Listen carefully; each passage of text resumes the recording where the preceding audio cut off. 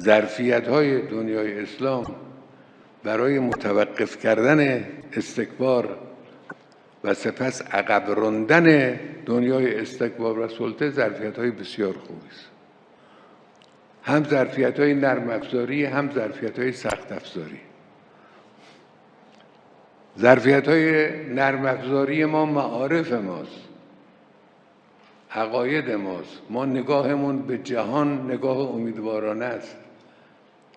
نگاهمون به مسیر تاریخ و حرکت تاریخ نگاه روشنی است، نگاه امیدوارانه است.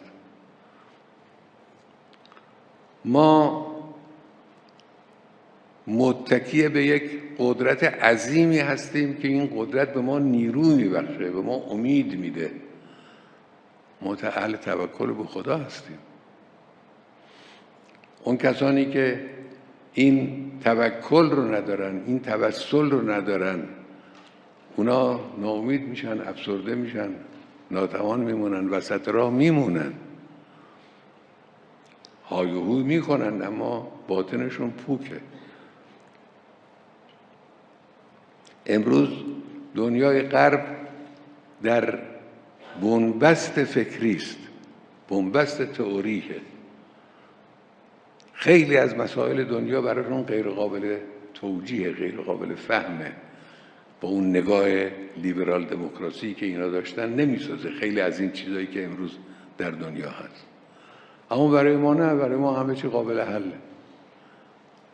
نقش انسان، نقش اراده انسان، نقش توکل به خدا، نقش حرکت تاریخ، مسئله مهدویت و آینده قطعی اسلام، اینا چیزایی است که برای ما روشنه، برای اونا ندارن، فاقدن، دستشون خالی است. این مسئله نرم افزار. از لحاظ سخت افزاری هم بله، اونا سالها از منابع دنیای اسلام استفاده کردند، با استعمار، با انواع و اقسام حیله ها خودشون را قوی کردند. اما دنیای اسلام ظرفیت زیادی داره برای پیشرفت.